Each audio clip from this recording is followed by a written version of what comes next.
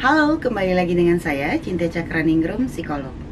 Kali ini saya akan menjelaskan mengenai ciri-ciri orang yang sedang mengalami halusinasi.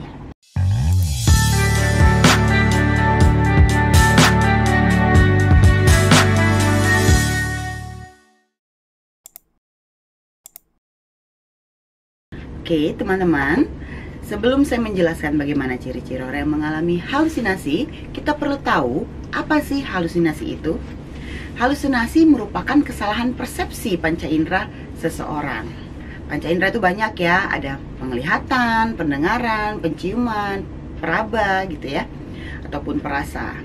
Nah, orang yang berhalusinasi ini akan mengalami kesalahan pada mempersepsikan panca inderanya tersebut gitu. Apa yang dia tangkap oleh panca indera. Oke, sekarang saya akan menyampaikan mengenai apa sih ciri-ciri orang yang sedang mengalami halusinasi. Seperti apa sih gitu ya. Nah, biasanya orang yang mengalami halusinasi itu macam-macam ya. Kita tidak bisa bilang bahwa oh si A halusinasi, tapi kok si B halusinasi tapi kok nggak sama ya sama si A gitu. Karena beda-beda. Tidak semua orang yang mengalami halusinasi memiliki kesalahan persepsi panca indera yang sama. Misalnya, tidak semua orang yang berhalusinasi itu bermasalah dengan panca indera perasanya dia, perabanya dia, penciuman dia gitu ya. Tidak semua, walaupun semuanya hampir sama tapi tidak semua. Jadi berbeda-beda. Kesalahan persepsinya pun juga berbeda-beda gitu ya.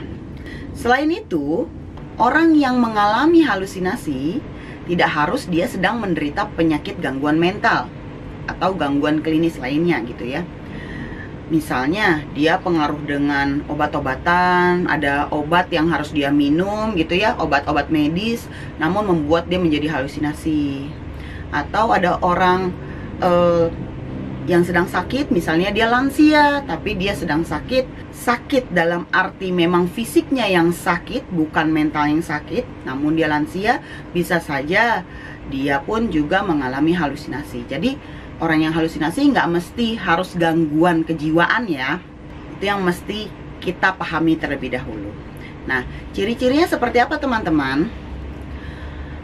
Yang pertama itu, ada orang yang berhalusinasi, dia mendengar suara bisikan dari seseorang, mendengar ada suara orang yang menyuruh atau menginstruksikan dia untuk melakukan sesuatu.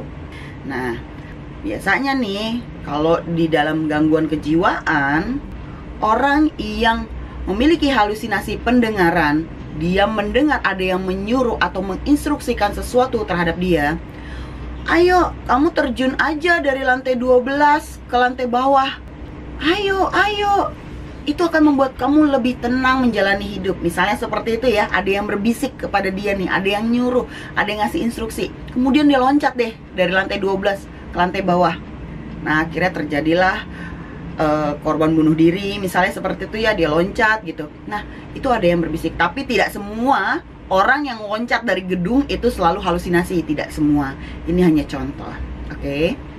Kemudian ada orang yang mendengar tidak hanya suara manusia, tapi bisa saja dia mendengar ada suara petir, angin, gitu ya, atau suara binatang gitu. Jadi dia terasa bahwa wah, ada kucing nih, meong-meong mana? Ada suara anjing nih, guk, padahal tidak ada gitu ya. Dia merasa ketakutan dengan suara kucing, suara anjing misalnya seperti itu, padahal tidak ada.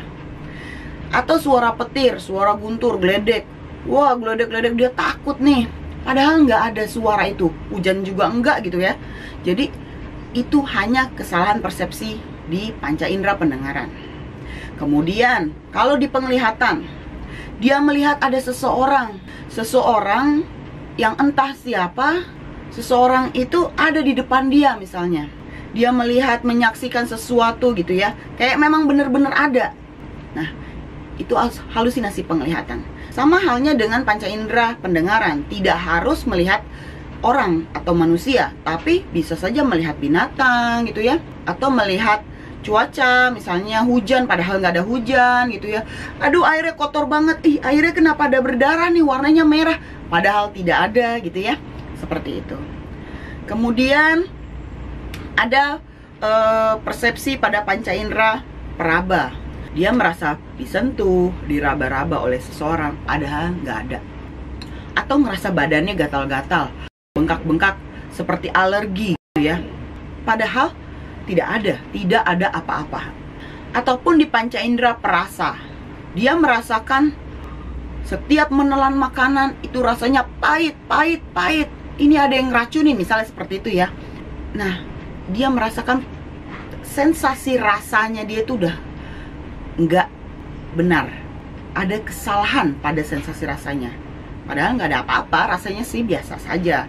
Ataupun penciuman, ih kok wangi-wangi ya, ada apa sih, ih hantu ya, wangi deh, siapa nih yang datang?